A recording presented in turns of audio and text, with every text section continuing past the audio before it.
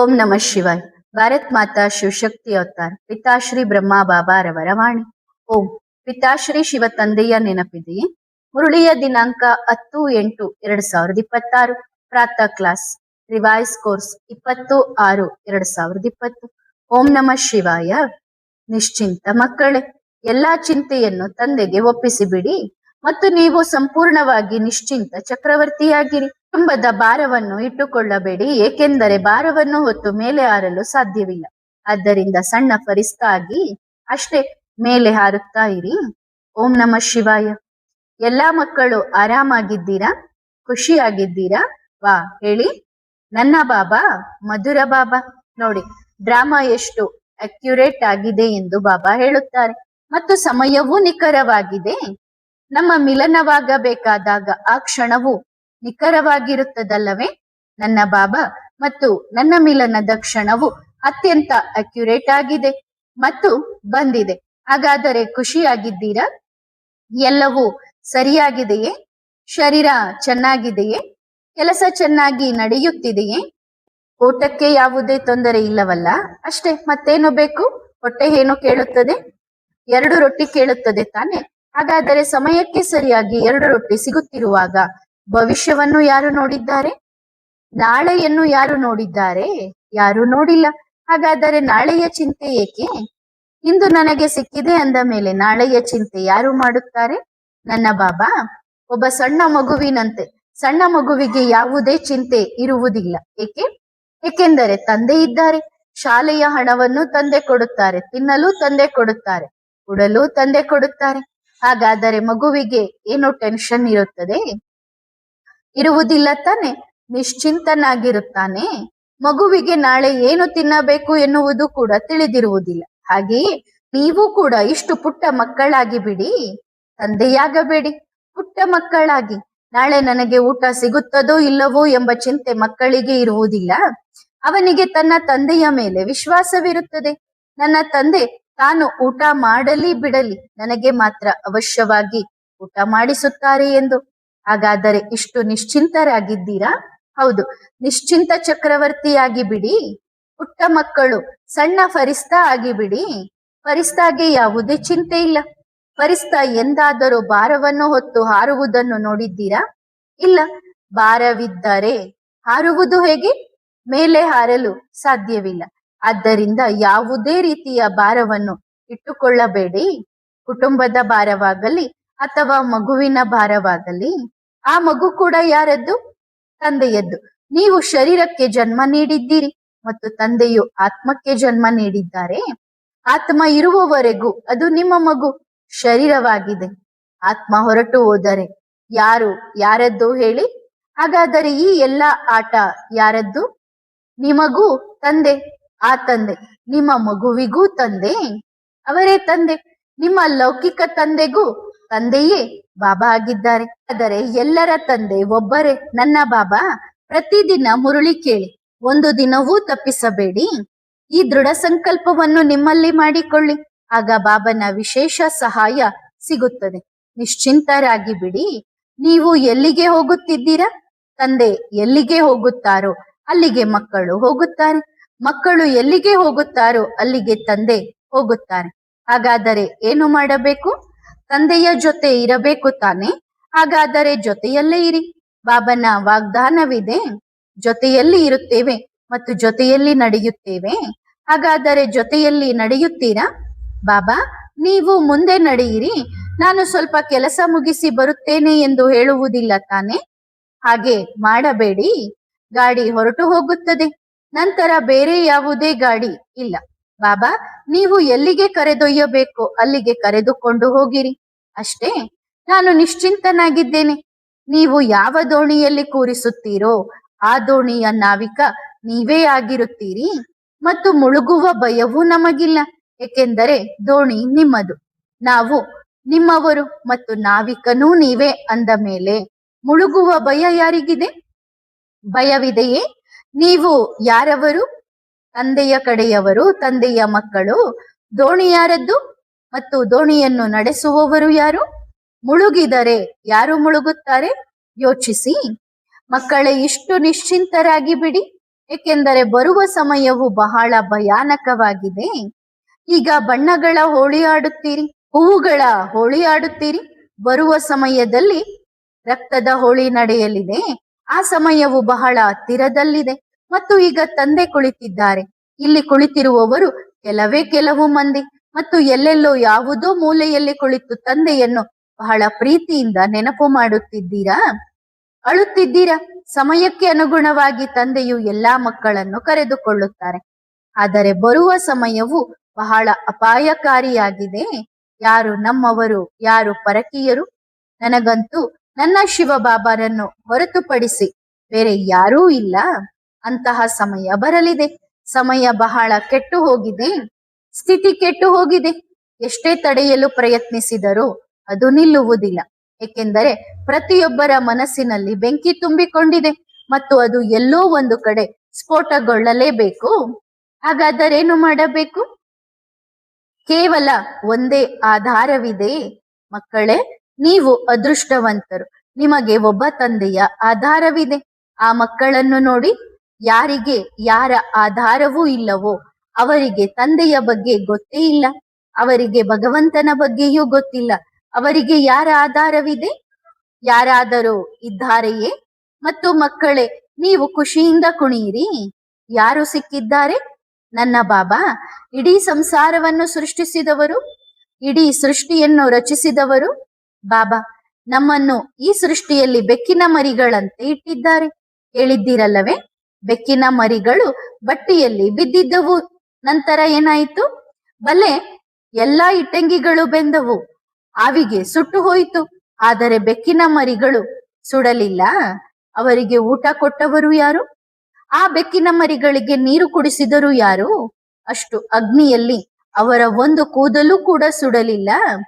ಸಂಪೂರ್ಣ ಬಟ್ಟಿಯೇ ಸುಟ್ಟು ಹೋಯಿತು. 4 ಕಡೆ ಬೆಂಕಿ ಹತ್ತಿಕೊಂಡಿತು. ಆದರೆ ಆ ಮಕ್ಕಳು ಆಟವಾಡುತ್ತಾ ಹೊರಬಂದರು. ಇದು ಪ್ರಪಂಚದ ಕಥೆಯಾಗಿರಬಹುದು, ಆದರೆ ಪ್ರಾಯೋಗಿಕ ಕಥೆಯಾಗಿದೆ. ಇದು ಕೇವಲ ಕೇಳಿದ ಕಥೆಯಲ್ಲ, ಆದರೆ ಈ ಕತೆ ನಿಮ್ಮ ಮೇಲೆ ಅನ್ವಯವಾಗುತ್ತದೆ.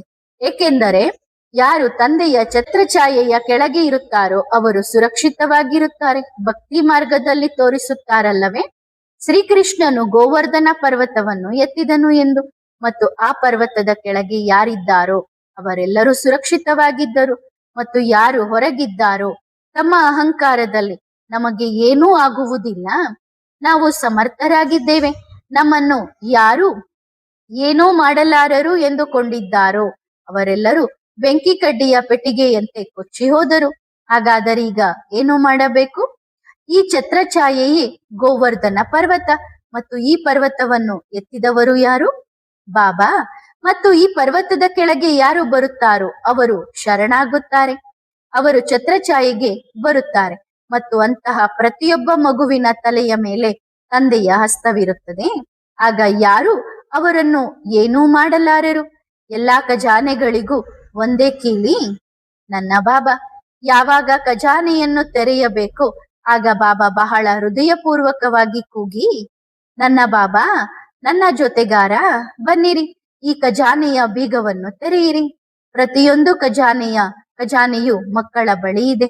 ನೋಡಿ, ನಿಮ್ಮಲ್ಲೇ ಹುಡುಕಿ, ನಿಮ್ಮ ಮನಸ್ಸಿನ ಗೋಡಾಮಿನಲ್ಲಿ ಹುಡುಕಿ. ಏನೇನಿದೆ ಅಲ್ಲಿ? ತುಂಬಿರುವ ಕಸವನ್ನು, ತಪ್ಪು ವಿಷಯಗಳನ್ನು ಹೊರಗೆ ಎಸೆದು ಬಿಡಿ. ಮತ್ತು ತಂದೆಯು ನೀಡಿರುವ ಖಜಾನೆಗಳು ಪ್ರೇಮ, ಆನಂದ, ಸುಖ, ಶಾಂತಿ, ಪವಿತ್ರತೆ. ಈ ಎಲ್ಲಾ ಖಜಾನೆಗಳನ್ನು ಒಟ್ಟುಗೂಡಿಸಿ ಒಳಗಿಟ್ಟುಕೊಳ್ಳಿ. ಕಸವನ್ನು ಇಟ್ಟುಕೊಳ್ಳಬೇಕೆ? ಮನೆಯಲ್ಲೂ ಏನು ಮಾಡುತ್ತೀರಿ? ಪ್ರತಿ ವರ್ಷ ಸ್ವಚ್ಛತೆ ಮಾಡುತ್ತೀರಿ ತಾನೆ? ಹಾಳಾದ ಸಾಮಾನುಗಳನ್ನು ಏನು ಮಾಡುತ್ತೀರಿ? ಹೊರಗೆ ಎಸೆಯುತ್ತೀರಿ. ಶರೀರದ ಸ್ವಚ್ಛತೆಯನ್ನು ಪ್ರತಿದಿನ ಮಾಡುತ್ತೀರಿ. ಆದರೆ ಮನಸ್ಸಿನ ಸ್ವಚ್ಛತೆಯನ್ನು ಎಷ್ಟು ದಿನಕ್ಕೊಮ್ಮೆ ಮಾಡುತ್ತೀರಿ ಎಂದು ಎಂದಾದರೂ ಯೋಚಿಸಿದ್ದೀರಾ? ಮನಸ್ಸಿಗೆ ಎಷ್ಟು ಬಾರಿ ಒರೆಸುತ್ತೀರಿ? ಮನಸ್ಸಿನ ಕಸವನ್ನು ಎಷ್ಟು ಬಾರಿ ಗೂಡಿಸುತ್ತೀರಿ ಎಂದಾದರೂ ಯೋಚಿಸಿದ್ದೀರಾ? ಮನಸ್ಸು ಸ್ವಚ್ಛವಾಗಿದ್ದರೆ ಎಲ್ಲವೂ ಸ್ವಚ್ಛವಾಗಿ ಕಾಣಿಸುತ್ತದೆ. ಒಂದು ಕನ್ನಡಿ ಇದ್ದಂತೆ. ಕನ್ನಡಿಯಲ್ಲಿ ಧೂಳು ಕುಳಿತಾಗ ನಿಮ್ಮ ಮುಖವನ್ನು ನೋಡಲು ಸಾಧ್ಯವೇ? ಬಹಳ ಮಸುಕಾಗಿ ಕಾಣಿಸುತ್ತದೆ. ಕೊರತೆ ಯಾವುದರಲ್ಲಿದೆ? ಮುಖದಲ್ಲೋ ಅಥವಾ ಕನ್ನಡಿಯಲ್ಲೋ? ಕನ್ನಡಿಯಲ್ಲಿದೆ. ಆ ಕನ್ನಡಿಯನ್ನು ಸ್ವಚ್ಛಗೊಳಿಸಿದರೆ ಎಲ್ಲವೂ ಸ್ಪಷ್ಟವಾಗಿ ಕಾಣಿಸುತ್ತದೆ, ಎಲ್ಲವೂ ಸ್ವಚ್ಛವಾಗಿ ಗೋಚರಿಸುತ್ತದೆ. ಹಾಗಾದರೆ ಏನು ಮಾಡಬೇಕು? ನಿಮ್ಮ ಮನಸ್ಸೆಂಬ ಕನ್ನಡಿಯನ್ನು ಸಂಪೂರ್ಣವಾಗಿ ಸ್ವಚ್ಛಗೊಳಿಸಬೇಕು. ಯಾವುದೇ ಕೊಳೆ ಇರಬಾರದು, ಯಾವುದೇ ಕಸ ಇರಬಾರದು. ಎಲ್ಲವನ್ನೂ ಸ್ವಚ್ಛಗೊಳಿಸಿ ಹೊರಗೆ ಎಸೆಯಿರಿ. ಕೊಳಕು ವಸ್ತುಗಳನ್ನು ಏನು ಮಾಡುತ್ತೀರಿ? ಕಸವಿದ್ದರೆ ಏನು ಮಾಡುತ್ತೀರಿ? ಭಂಡಾರದಲ್ಲಿ ಇಡುತ್ತೀರಾ? ಅಂದ್ರೆ ನಿಮ್ಮ ಅಡಿಗೆ ಮನೆಯಲ್ಲಿ ಇಡುತ್ತೀರಾ, ಅಥವಾ ಒಳಗಿನ ಕೋಣೆಯಲ್ಲಿ ಇಡುತ್ತೀರಾ? ಎಲ್ಲಿ ಇಡುತ್ತೀರಿ ಕಸವನ್ನು? ಹೊರಗೆ ಎಸೆಯುತ್ತೀರಿ ತಾನೆ? ಚೆನ್ನಾಗಿ ಸ್ವಚ್ಛಗೊಳಿಸಿ. ಬಹಳ ಮಜಾ ಬರುತ್ತದೆ, ಬಹಳ ಖುಷಿ ಸಿಗುತ್ತದೆ. ಡಾನ್ಸ್ ಮಾಡುತ್ತೀರಿ. ಯಾರಾದರೂ ವರ್ಷಕ್ಕೊಮ್ಮೆ ಸ್ನಾನ ಮಾಡಿದರೆ ಅವರಿಗೆ ಆ ದಿನ ಹೇಗನಿಸಬಹುದು? ಯೋಚಿಸಿ ನೋಡಿ. ನೀವು ಮಕ್ಕಳು ಕೂಡ 2-4 ದಿನಗಳ ನಂತರ ಅಥವಾ 1 ತಿಂಗಳು 2 ತಿಂಗಳ ನಂತರ ಸ್ನಾನ ಮಾಡಿದರೆ ಹೇಗನಿಸುತ್ತದೆ ಎಂದು ಯೋಚಿಸಿ ನೋಡಿ. ಎಷ್ಟು ಹಗುರವೆನಿಸುತ್ತದೆ. ಹಾಗಾದರೆ ಮಕ್ಕಳೇ, ಮನಸ್ಸಿನ ಸ್ವಚ್ಛತೆಯನ್ನು ಎಷ್ಟು ವರ್ಷಗಳಿಂದ ಮಾಡಿಲ್ಲ ಎಂದು ಯೋಚಿಸಿ. 63 ಜನ್ಮಗಳಾದವು. 63 ಜನ್ಮಗಳಿಂದ ಮನಸ್ಸಿನ ಸ್ವಚ್ಛತೆ ಮಾಡಿಲ್ಲ ಎಂದ ಮೇಲೆ ಎಷ್ಟು ತೊಂದರೆಯಾಗಬಹುದು, ಎಷ್ಟು ದುಃಖವಾಗಬಹುದು. ಈಗ ತಂದೆ ಸಿಕ್ಕಿದ್ದಾರೆ, ಪದೇ ಪದೇ ಹೇಳುತ್ತಾರೆ, ಮಕ್ಕಳೇ ಸ್ವಚ್ಛತೆ ಮಾಡಿ, ಸ್ವಚ್ಛತೆ ಮಾಡಿ ಎಂದು. ತಂದೆಯಂತೂ ಮಾಡುವುದಿಲ್ಲ ತಾನೆ? ಕೊಳಕು ಮಾಡಿದ್ದು ನೀವು, ಕಸ ಹಾಕಿದ್ದು ನೀವು. ಅಂದ ಮೇಲೆ ತಂದೆ ಏಕೆ ಮಾಡಬೇಕು? ನಮ್ಮ ಮನ್ಸಿನ ಕಸನ್ ಬಾಬಾ ಸ್ವಚ್ಛ ಮಾಡ್ತಾರೆ ಅಂತಂದ್ರೆ ಬಾಬಾ ಕೇಳುತ್ತಾರೆ, ಬಾಬಾ ಯಾಕೆ ಮಾಡ್ಬೇಕು? ಹೌದು, ಬಾಬಾ ಹೇಳಿ ಕೊಡುತ್ತಾರೆ, ಈ ಬಟ್ಟೆ ತೆಗೆದುಕೊಳ್ಳಿ, ಇದರಿಂದ ಹೀಗೆ ಸ್ವಚ್ಛಗೊಳಿಸಿ ಎಂದು. ಹಾಗಾದರೆ ಇಂತಹ ಹುಡುಗಾಟಿಕೆಯಲ್ಲೇ ಇರುತ್ತೀರಾ? ಪರವಾಗಿಲ್ಲ ಬಾಬಾ, ಆಮೇಲೆ ಮಾಡೋಣ, ನಾಳೆ ನಿಮ್ಮನ್ನು ನೆನಪು ಮಾಡೋಣ, ನಾಳೆ ಮುರುಳಿ ಓದೋಣ, ಇವತ್ತು ಕ್ಷಮಿಸಿ ಬಿಡಿ ಎಂದು ಈ ರೀತಿ ಹೇಳುತ್ತೀರಾ? ಇದು ಆಲಸ್ಯ, ಹುಡುಗಾಟಿಕೆ. ಇವುಗಳನ್ನು ಕೊನೆಗಾಣಿಸಬೇಕು. ಪ್ರತಿದಿನ ಮುರುಳಿ ಓದಬೇಕು ಮತ್ತು ಪ್ರತಿದಿನ 2 ಪಾಯಿಂಟ್ಗಳನ್ನು ಧಾರಣೆ ಮಾಡಿಕೊಳ್ಳಬೇಕು. ಪ್ರತಿದಿನದ ಮುರುಳಿಯಿಂದ ಕೇವಲ 2 ಪಾಯಿಂಟ್ಸ್, ಹೆಚ್ಚೇನು ಕೇಳುತ್ತಿಲ್ಲ. ಮತ್ತು ಪ್ರತಿದಿನ ಓಂಕಾರ ಮಾಡಬೇಕು. ಮಾಡುತ್ತಿಲ್ಲವಲ್ಲ? ಇವತ್ತಿನಿಂದಲೇ ಶುರು ಮಾಡಿ. ಮನೆಯಲ್ಲಿ ಯಾರಿದ್ದಾರೋ ಅವರೆಲ್ಲರಿಗೂ ಓಂಕಾರವನ್ನು ಮಾಡಿಸಿ. ಆಗ ಯಾವುದೇ ಕಾಯಿಲೆ ಇರುವುದಿಲ್ಲ. ಮನಸ್ಸಿನ ಎಲ್ಲಾ ಕಾಯಿಲೆಗಳು ಮುಗಿಯುತ್ತವೆ. ಮನಸ್ಸು ಆರೋಗ್ಯವಾಗಿದ್ದರೆ ಶರೀರ ಕೂಡ ಆರೋಗ್ಯವಾಗಿರುತ್ತದೆ. ಮನಸ್ಸು ಅನಾರೋಗ್ಯವಾಗಿದ್ದರೆ, ಕಾಯಿಲೆಯಿಂದ ಇದ್ದರೆ ಶರೀರವು ಅನಾರೋಗ್ಯವಾಗುತ್ತದೆ, ಅಸ್ವಸ್ಥವಾಗುತ್ತದೆ. ಆದ್ದರಿಂದ ಮೊದಲು ಮನಸ್ಸನ್ನು ಸ್ವಚ್ಛಗೊಳಿಸಿ.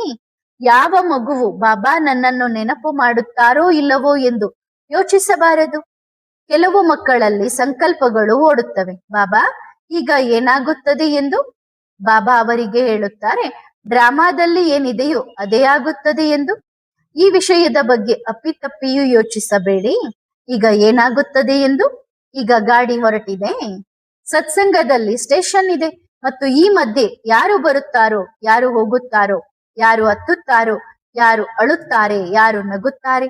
ಅಳುವುದೂ ಇರುತ್ತದೆ, ನಗುವುದೂ ಇರುತ್ತದೆ, ಎಲ್ಲವೂ ನಡೆಯುತ್ತದೆ. ವಿಶೇಷ ಗಮನ. ನಿಮ್ಮನ್ನು ನೀವು ಸ್ವಮಾನದ ಸೀಟಿನಲ್ಲಿ ಸ್ಥಿರವಾಗಿ ಕೂರಿಸಿಕೊಳ್ಳಿ. ಎಂತಹ ದೃಢತೆಯ ಬೆಲ್ಟ್ ಧರಿಸಿಕೊಳ್ಳಿ ಎಂದರೆ, ಯಾರಾದರೂ ನಿಮಗೆ ಸುಳ್ಳು ಹೇಳಿ ಇಲ್ಲಿ ಇಳಿಯಿರಿ ಎಂದರೂ ಇಳಿಯಬಾರದು. ಇಲ್ಲ, ಎಲ್ಲಿಯವರೆಗೆ ನನ್ನ ಬಾಬಾ ಹೇಳುವುದಿಲ್ಲವೋ ಅಲ್ಲಿಯವರೆಗೆ ಈ ದೃಢತೆಯ ಬೆಲ್ಟ್ ಬಿಚ್ಚುವುದಿಲ್ಲ. ಮತ್ತು ಈ ಸ್ವಮಾನದ ಸೀಟಿನಲ್ಲಿ ನಾವು ಕುಳಿತಿರುತ್ತೇವೆ, ಅಭಿಮಾನದ ಸೀಟಿನಲ್ಲ. ಅಭಿಮಾನದ ಸೀಟಿನಲ್ಲಿ ಕುಳಿತರೆ ಯಾರಾದರೂ ಅರೆ ಬೇಗ ಬನ್ನಿ, ನಿಮ್ಮ ಸ್ಟೇಷನ್ ಬಂತು ಎಂದರೆ ಅಭಿಮಾನವಿರುವವನು ತಕ್ಷಣ ಎದ್ದು ನಿಲ್ಲುತ್ತಾನೆ. ಒಳ್ಳೆಯದು, ಸ್ಟೇಷನ್ ಬಂತೆ ಎಂದು ಪದೇ ಪದೇ ಇಣುಕಿ ನೋಡುತ್ತಾನೆ, ಎಲ್ಲಿ ಬಂತು, ಎಲ್ಲಿಗೆ ಬಂತು ಎಂದು. ಆದರೆ ಯಾರು ಸ್ವಾಭಿಮಾನಿಯಾಗಿರುತ್ತಾರೋ, ಸ್ವಮಾನದಲ್ಲಿರುತ್ತಾರೋ ಅವರು ಎಲ್ಲಿಯವರೆಗೆ ಒಳಗಿನ ಧ್ವನಿಯನ್ನು ಕೇಳುವುದಿಲ್ಲವೋ, ಎಲ್ಲಿಯವರೆಗೆ ತಂದೆಯ ಸನ್ನೆಯನ್ನು ಅರ್ಥ ಮಾಡಿಕೊಳ್ಳುವುದಿಲ್ಲವೋ ಅಲ್ಲಿಯವರೆಗೆ ಅವರು ತಮ್ಮ ಸ್ವಮಾನವೆಂಬ ಸೀಟನ್ನು ಬಿಡಲು ಸಾಧ್ಯವಿಲ್ಲ. ಸರಿ ತಾನೆ? ಕುಳಿತಿರಿ. ದೃಢತೆಯ ಬೆಲ್ಟ್ ನಾನು ಮತ್ತು ನನ್ನ ಬಾಬಾ. ಸ್ವಮಾನದ ಸೀಟು ನಾನು ಮಾಸ್ಟರ್, ಸರ್ವಶಕ್ತಿವಂತನಾಗಿದ್ದೇನೆ. ಆ ನನ್ನ ಬಾಬಾ ಇಡೀ ವಿಶ್ವವನ್ನು ರಚಿಸಿದವರು. ಎಂದಾದರೂ ಯೋಚಿಸಿದ್ದೀರಾ? ಇಷ್ಟು ಸುಂದರವಾದ ಪ್ರಪಂಚವನ್ನು ಹೇಗೆ ನಿರ್ಮಿಸಿರಬಹುದು? ಇಷ್ಟು ದೊಡ್ಡ ದೊಡ್ಡ ವೃಕ್ಷಗಳನ್ನು ಬೆಳೆಸಿದರು. ಮೊದಲು ನಿಮ್ಮ ಮುಖವನ್ನು ನೋಡಿ, ಎಲ್ಲರೂ ನೋಡಿ. ಎಲ್ಲರ ಮುಖವೂ ಬೇರೆ ಬೇರೆಯಾಗಿದೆ, ಬೇರೆ ಬೇರೆಯಲ್ಲವೇ? ಸ್ವಲ್ಪ ಮಟ್ಟಿಗೆ ಯಾವಾಗಲಾದರೂ ಯಾರದ್ದೂ ಮುಖ ಹೋಲಬಹುದು. ಕಣ್ಣು, ಮೂಗು, ಕಿವಿಗಳನ್ನು ನೋಡಿ ಎಷ್ಟು ನಿಖರವಾದ ಸ್ಥಳದಲ್ಲಿ ಇಟ್ಟಿದ್ದಾರೆ. ಹಾಗಾದರೆ ಅವರು ಎಷ್ಟು ದೊಡ್ಡ ಕಲಾವಿದರಿರಬಹುದು. ಯಾರೋ ಒಬ್ಬರು ಸಣ್ಣ ಚಿತ್ರ ಬಿಡಿಸಿದರೆ ತಾನೇ ಪ್ರಪಂಚದ ಅತಿ ದೊಡ್ಡ ಕಲಾವಿದ ಎಂದುಕೊಳ್ಳುತ್ತಾರೆ. ಅವರು ಮರೆತು ಬಿಡುತ್ತಾರೆ ನೀವು ಕೇವಲ ನಕಲು ಮಾಡಿದ್ದೀರಿ, ನಕಲು ಮಾಡಿ ಬಿಡಿಸಿದ್ದೀರಿ ಎಂದು. ತಮ್ಮನ್ನು ತಾವು ಚಿತ್ರಕಾರರೆಂದು ತಿಳಿದುಕೊಳ್ಳುತ್ತಾರೆ. ನಿಜವಾದ ಚಿತ್ರಕಾರ ಯಾರು? ಯಾರು ಯಾವುದೇ ನಕಲು ಮಾಡದೆ ಎಲ್ಲರ ಚಿತ್ರಗಳನ್ನು ಬಿಡಿಸಿಟ್ಟಿದ್ದಾರೋ ಅವರು. ಹಾಗಾದರೆ ನಿಜವಾದ ಚಿತ್ರಕಾರ ಯಾರು? ಯಾರು ಯಾರ ನಕಲನ್ನೂ ಮಾಡಲಿಲ್ಲ, ಅಂದ್ರೆ ಇನ್ನೊಬ್ಬರನ್ನ ಕಾಪಿ ಮಾಡಲಿಲ್ಲ, ಮತ್ತು ಪ್ರತಿಯೊಂದು ಆತ್ಮಕ್ಕೆ ಅವರದೇ ಆದಂತ ಚಿತ್ರವನ್ನು ಬಿಡಿಸಿಕೊಟ್ಟರು. ಶಿವಬಾಬಾ ಒಬ್ರನ್ನ ನೋಡಿ ಇನ್ನೊಬ್ರನ್ನ ಕಾಪಿ ಮಾಡ್ಲಿಲ್ಲ. ನಾವೆಲ್ಲರ ಮುಖಗಳನ್ನ ಒಬ್ರಿಗಿಂತ ಒಬ್ರದ್ದು ಡಿಫ್ರೆಂಟ್ ಆಗಿ ಮಾಡಿಟ್ಟಿದ್ದಾರೆ ಅಂದ್ರೆ ಅವರಂತ ಕಲಾವಿದ ಯಾರಿದ್ದಾರೆ ನೋಡಿ. ನಿಮ್ಮ ಚಿತ್ರಗಳನ್ನು ಹೇಗಿದೆ? ಇದು ಅವರ ಕಲಾಕೃತಿ. ಪ್ರಪಂಚದ ಅತಿ ದೊಡ್ಡ ಕಲಾವಿದ ನನ್ನ ಬಾಬಾ ಒಬ್ಬರೇ. ಮತ್ತು ಅದ್ಭುತವಾದ ವಿಷಯವೆಂದರೆ ಅವರು ತಮ್ಮ ಚಿತ್ರವನ್ನೇ ಬಿಡಿಸಿಕೊಳ್ಳಲಿಲ್ಲ. ಎಲ್ಲರದ್ದೂ ಬಿಡಿಸಿದರು, ಆದರೆ ತಮ್ಮ ಚಿತ್ರವನ್ನು ಬಿಡಿಸಿಕೊಳ್ಳಲಿಲ್ಲ. ಅವರು ತಮ್ಮ ಚಿತ್ರವನ್ನು ಬಿಡಿಸಿಕೊಂಡಿದ್ದಾರೆ. ಯೋಚಿಸಿ, ಅವರು ಹೇಗೆ ಬಿಡಿಸುತ್ತಿದ್ದರು? ಲಕ್ಷ್ಮೀನಾರಾಯಣರ ಇಷ್ಟು ಸುಂದರವಾದ ಚಿತ್ರವನ್ನು ಬಿಡಿಸಬಲ್ಲವರು ತಮ್ಮ ಚಿತ್ರವನ್ನು ಹೇಗೆ ಬಿಡಿಸುತ್ತಿದ್ದರು ಎಂದು ಯೋಚಿಸಿ. ಆದರೆ ಅಂತಹ ಚಿತ್ರವೇ ಇರಲಿಲ್ಲ ಅವರಿಗಾಗಿ. ಎಲ್ಲಾ ಕಲಾಕೃತಿಯನ್ನು ಲಕ್ಷ್ಮೀನಾರಾಯಣರಲ್ಲಿ ತುಂಬಿದರು. ಅವರು ಅತಿ ದೊಡ್ಡ ಚಿತ್ರಕಾರ ಹೇಳುತ್ತಾರಲ್ಲವೇ. ಈ ಚಿತ್ರಕಾರ ಯಾರು? ಯಾರು ಹೂವಿನ ಮೇಲೆ ಶೃಂಗಾರ ಮಾಡಿದ್ದಾರೋ ಅವರು. ಆ ಹೂವಿನಲ್ಲಿ ಬಣ್ಣ ಎಲ್ಲಿಂದ ಬಂತು? ರೂಪ ಎಲ್ಲಿಂದ ಬಂತು? ಅದರಲ್ಲಿ ಸುಗಂಧ ಎಲ್ಲಿಂದ ಬಂತು? ಅವರು ಅಂತಹ ಚಿತ್ರಕಾರ. ಇವರು ಕೇವಲ ನಕಲು ಮಾಡಿದ್ದಾರೆ. ಅಸಲಿ ಮಾಡಿ ತೋರಿಸಲಿ, ಇದರಲ್ಲಿ ಸುಗಂಧ ತುಂಬಿ ತೋರಿಸಲಿ ಸಾಧ್ಯವೇ? ಸಾಧ್ಯವಿಲ್ಲ. ಇದರಲ್ಲಿ ರಸ ತುಂಬಿ ತೋರಿಸಲಿ ಯಾರಾದರೂ ಮಾಡುವರೆ? ಹಾಗಾದರೆ ಯಾರು ತಮ್ಮನ್ನು ಚಿತ್ರಕಾರರೆಂದು ಹೇಳಿಕೊಳ್ಳುತ್ತಾರೆ? ನಾವು ಅತಿ ದೊಡ್ಡ ಚಿತ್ರಕಾರರು ಎಂದು. ತಂದೆಗಿಂತ ದೊಡ್ಡ ಚಿತ್ರಕಾರ ಈ ಪ್ರಪಂಚದಲ್ಲಿ, ಈ ಇಡೀ ವಿಶ್ವದಲ್ಲಿ ಹುಟ್ಟಲೇ ಇಲ್ಲ. ನೀವು ಮಾಡಿದರೆ ಚಿತ್ರದ ಕಾಪಿ ಮಾಡಬಹುದು. ಈ ಚಿತ್ರವನ್ನು ಬಿಡಿಸಿದರು ಇದರಲ್ಲಿ ಆತ್ಮವನ್ನು ಎಲ್ಲಿಂದ ತರುತ್ತೀರಿ? ಮಣ್ಣಿನ ಬೊಂಬೆಯನ್ನಂತೂ ಮಾಡಿದಿರಿ, ಆದರೆ ಆತ್ಮ ಎಲ್ಲಿಂದ ಬರುತ್ತದೆ? ಇದು ನಡೆಯುವುದು ಹೇಗೆ? ನೋಡುವುದು ಹೇಗೆ? ಮಾತನಾಡುವುದು ಹೇಗೆ? ಮಣ್ಣಿನ ಬೊಂಬೆಯನ್ನು ಮಾಡಿದರು ಮತ್ತು ಆ ಚಿತ್ರಕಾರನು ಮಣ್ಣಿನ ಬೊಂಬೆಯ ಜೊತೆಗೆ ಅದರಲ್ಲಿ ಜೀವ ತುಂಬಿದನು, ಆತ್ಮವನ್ನು ತುಂಬಿದನು. ಇಂದು ನೀವು ಕುಳಿತಿದ್ದೀರಿ, ಆ ಚಿತ್ರಕಾರನು ನಿರ್ಮಿಸಿದ್ದಾನೆ.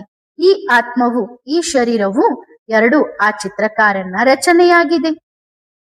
ಎಂದಾದರೂ ಕುಳಿತು ಯೋಚಿಸಿ. ತಂದೆ ಎನ್ನುತ್ತೀರಿ, ಎಂದಾದರೂ ಶಕ್ತಿಗಳನ್ನು ಸ್ಮರಣೆ ಮಾಡುತ್ತೀರಾ? ಅಂದ್ರೆ ಶಿವಬಾಬನ ಶಕ್ತಿಗಳನ್ನ ಸ್ಮರಣೆ ಮಾಡುತ್ತೀರಾ? ನನ್ನ ತಂದೆ ಯಾರು ಎಂದು ಎಂದಾದರೂ ಯೋಚಿಸುತ್ತೀರಾ? ನನ್ನ ತಂದೆಯ ಬಳಿ ಏನೇನಿದೆ ಮತ್ತು ಅವರಲ್ಲಿ ಎಷ್ಟು ಶಕ್ತಿಗಳಿವೆ? ಕೆಲವು ಮಕ್ಕಳು ತಮ್ಮ ಲೌಕಿಕದಲ್ಲೇ ಸಿಲುಕಿಕೊಂಡಿದ್ದಾರೆ. ಕೆಲವು ಮಕ್ಕಳು 2-4 ಜನ ಮಕ್ಕಳಲ್ಲೇ ಸಿಲುಕಿಕೊಂಡಿದ್ದಾರೆ. ನಾವು ಇಷ್ಟು ಜನರಿಗೆ ಜ್ಞಾನ ತಿಳಿಸಿದ್ದೇವೆ, ನಾವು ಇಷ್ಟು ಜನರ ಕಲ್ಯಾಣ ಮಾಡಿದ್ದೇವೆ ಎಂದು. ಕೆಲವರು ಹೇಳುತ್ತಾರೆ ನಾವು ತಂದೆಯನ್ನು ಪ್ರತ್ಯಕ್ಷ ಮಾಡುತ್ತೇವೆ ಎಂದು. ನಾವು ಎಂದಿಗೂ ಹಾಗೆ ಹೇಳುವುದಿಲ್ಲ, ಏಕೆಂದರೆ ನಮ್ಮಲ್ಲಿ ತಂದೆಯನ್ನು ಪ್ರತ್ಯಕ್ಷ ಮಾಡುವಷ್ಟು ಶಕ್ತಿ ಇಲ್ಲ. ಇಲ್ಲ, ಆ ತಂದೆಯೇ ನಮ್ಮನ್ನು ಪ್ರತ್ಯಕ್ಷ ಮಾಡುತ್ತಿದ್ದಾರೆ, ನಮ್ಮನ್ನು ವಜ್ರವನ್ನಾಗಿ ಮಾಡಿ ತೋರಿಸುತ್ತಿದ್ದಾರೆ. ಇಡೀ ವಿಶ್ವದ ದೃಷ್ಟಿ ನಮ್ಮಂತಹ ವಜ್ರಗಳ ಮೇಲಿದೆ. ಹಾಗಾದರೆ ಈಗ ಹೇಳಿ, ಯಾರು ಯಾರನ್ನು ಪ್ರತ್ಯಕ್ಷ ಮಾಡುತ್ತಿದ್ದಾರೆ? ಇದು ಮಕ್ಕಳ ನಶೆಯನ್ನು ಹೆಚ್ಚಿಸಲು ತಂದೆ ಹೇಳುತ್ತಾರೆ, ಮಕ್ಕಳೇ ತಂದೆಯನ್ನು ಪ್ರತ್ಯಕ್ಷ ಮಾಡಿ ಎಂದು. ಮಕ್ಕಳಲ್ಲಿ ಅಭಿಮಾನವಿದೆಯೇ ಅಥವಾ ಸ್ವಾಭಿಮಾನವಿದೆಯೇ ಎಂದು ನೋಡುತ್ತಾರೆ. ಬಹುತೇಕರಿಗೆ ಅಭಿಮಾನ ಬರುತ್ತದೆ. ತಂದೆ ಸ್ವಯಂ ಯಾರು? ಬಿಂದು, ಝೀರೋ. ನಮ್ಮನ್ನು ಏನು ಮಾಡುತ್ತಾರೆ? ಹೀರೋ. ಅದಕ್ಕೆ ಹೇಳುತ್ತಾರಲ್ಲವೇ, ಝೀರೋ ಜೊತೆಗಿದ್ದರೆ ಹೀರೋ ಆಗುತ್ತೀರಿ ಎಂದು. ಹಾಗಾದರೆ ಈಗ ಏನಾಗುತ್ತಿದ್ದೀರಿ? ಹೀರೋ ಆಗಿದ್ದೀರಾ ಅಥವಾ ಆಗುತ್ತಿದ್ದೀರಾ? ಆಗುತ್ತಿದ್ದೇವೆ. ಹೀರೋ ಆಗಬೇಕೆಂದರೆ ಝೀರೋಗೆ ಅಂಟಿಕೊಳ್ಳಬೇಕು. ನೋಡಿ, 0 ಮತ್ತು 1 ಇವೆರಡೂ ಸೇರಿದಾಗ ಬೆಲೆ ಹೆಚ್ಚಾಗುತ್ತದೆ. 1ರ ಹಿಂದೆ ಇಷ್ಟು ಝೀರೋಗಳನ್ನು ಹಾಕಿದರೆ ಏನಾಗುತ್ತದೆ?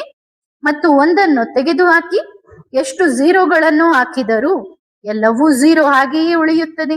ಮತ್ತು ಯಾವಾಗ ಒಂದು ಬಂದು ಆ ಝೀರೋಗಳ ಜೊತೆ ನಿಲ್ಲುತ್ತದೆಯೋ ಆಗ ಆ ಎಲ್ಲಾ ಝೀರೋಗಳು ಹೀರೋ ಆಗುತ್ತವೆ. ಇದು ಒಂದರ ಕಮಾಲ್. ನನ್ನ ಬಾಬಾ ಒಬ್ಬ ನನ್ನ ಬಾಬಾ ಎಲ್ಲಾ ಝೀರೋಗಳ ಮುಂದೆ ನಿಲ್ಲಿಸಿದರೆ ಎಲ್ಲಾ ಝೀರೋಗಳು ಹೀರೋ ಆಗುತ್ತವೆ ಮತ್ತು ಒಂದನ್ನು ತೆಗೆದು ಹಾಕಿದರೆ ಎಲ್ಲಾ ಝೀರೋಗಳು ಝೀರೋ ಆಗಿಯೇ ಉಳಿಯುತ್ತವೆ. ಆದ್ದರಿಂದ ಒಂದನ್ನು ಇಟ್ಟುಕೊಳ್ಳಬೇಕು. ನನ್ನ ಬಾಬಾ ಒಬ್ಬರೇ ಮತ್ತು ಈಗ ನಾವೆಲ್ಲರೂ ಝೀರೋ. ನಮ್ಮ ಮುಂದೆ ಯಾರು ನಿಂತಿದ್ದಾರೆ? ನನ್ನ ಬಾಬಾ ಒಬ್ಬರೇ. ಹಾಗಾದರೆ ಈಗ ನಮ್ಮ ಬೆಲೆ ಹೀರೋ ಆಯಿತು. ಎಲ್ಲರೂ ಹೀರೋ ಆಗಿ ಬಿಟ್ಟರು. ಒಳ್ಳೆಯದು. ನಡೆಯಿರಿ ಮಕ್ಕಳೇ, ಮಕ್ಕಳಿಗಾಗಿ ಟೋಲಿ ತನ್ನಿರಿ, ಸರಿತಾನೆ? ವಾ, ಒಳ್ಳೆಯದು. ಎಲ್ಲಾ ಮಕ್ಕಳಿಗೆ ಅವರ ಹೆಸರಿನ ಸಹಿತವಾಗಿ ಬಾಪ್ ದಾದಾರವರ ಇಂದು ಬಾಬಾ ಏನು ಹೇಳಿದರು? ಆಧಾರ ಮೂರ್ತಿ, ಉದ್ಧಾರ ಮೂರ್ತಿ ಮಕ್ಕಳಿಗೆ ತಮ್ಮ ಪ್ರೀತಿಯ ಬಾಪ್ ದಾದಾರವರ ಕಡೆಯಿಂದ ನಿಮ್ಮ ಹೆಸರಿನ ಸಹಿತವಾಗಿ ನೆನಪು ಪ್ರೀತಿಗಳು. ಒಬ್ಬೊಬ್ಬರ ಹೆಸರು ಹೇಳಲು ಕುಳಿತರೆ ಈ ಇಡೀ ಸಂಗಮ ಯುಗವು ಹೆಸರು ಹೇಳುವುದರಲ್ಲೇ ಕಳೆದು ಹೋಗುತ್ತದೆ. ಎಲ್ಲಾ ಮಕ್ಕಳು ತಮ್ಮ ತಮ್ಮ ಹೆಸರನ್ನು ತೆಗೆದುಕೊಳ್ಳಿ ಮತ್ತು ಒಂದರ ಜೊತೆಗಿರಿ, ಸರಿತಾನೆ? ವಾ, ಹೇಗನಿಸಿತು? ಮಧುರಾತಿ ಮಧುರ ಬಾಬಾ, ಮಧುರ ಟೋಲಿ. ಆತ್ಮಿಕ ಮಕ್ಕಳು ಆತ್ಮಿಕ ಮಾತ್ ಪಿತಾ ಬಾಪ್ ದಾದಾರವರಿಗೆ ಮಾಡುವ ನೆನಪು ಪ್ರೀತಿ ಮತ್ತು ನಮಸ್ತೆ. ಧನ್ಯವಾದ ಬಾಬಾ, ಶುಕ್ರಿಯಾ. ವರದಾನ: ಫರಿಸ್ತಾಭವ. ಎಲ್ಲಾ ಮಕ್ಕಳು ಸದಾ ಫರಿಸ್ತಾಗಳಂತೆ ಡಬಲ್ ಲೈಟ್ ಸ್ಥಿತಿಯಲ್ಲಿ ಸ್ಥಿತರಾಗಿರುತ್ತೀರಾ? ಫರಿಸ್ತಾಗಳ ಬಗ್ಗೆ ಇರುವ ಗಾಯನವು ನಮ್ಮದೇ ಗಾಯನವಾಗಿದೆ ಎಂದು ಅನುಭವ ಮಾಡುತ್ತೀರಾ? ಈ ಹಳೆಯ ದೇಹದಲ್ಲಿದ್ದರೂ ದೇಹದ ಅಭಿಮಾನದಿಂದ ಅತೀತರಾಗಿರುವುದು, ಇದನ್ನೇ ಫರಿಸ್ತಾ ಜೀವನ ಎನ್ನುತ್ತಾರೆ. ಸದಾ ಹಗುರವಾಗಿರುವುದರಿಂದ ಶ್ರೇಷ್ಠ ಸ್ಥಿತಿಯಲ್ಲೇ ಇರುತ್ತೀರಿ. ಒಂದು ವೇಳೆ ಕೆಳಗಿನ ಸ್ಥಿತಿಗೆ ಬರುತ್ತೀರಿ ಎಂದರೆ ಅವಶ್ಯವಾಗಿ ಭಾರವಿದೆ ಎಂದರ್ಥ. ಫರಿಸ್ತಾ ಎಂದರೆ ಬಂಧನ ಮುಕ್ತ, ಯಾವುದೇ ಸಂಬಂಧವಿಲ್ಲ, ದೇಹದೊಂದಿಗೂ ಸಂಬಂಧವಿಲ್ಲ, ಕೇವಲ ನಿಮಿತ್ತ ಮಾತ್ರ. ಕಾರ್ಯಕ್ಕಾಗಿ ಆಧಾರವನ್ನು ಪಡೆದು ನಂತರ ನಿಶ್ಚಿಂತ. ಒಳ್ಳೆಯದು. ಓಂ ನಮಃ ಶಿವಾಯ.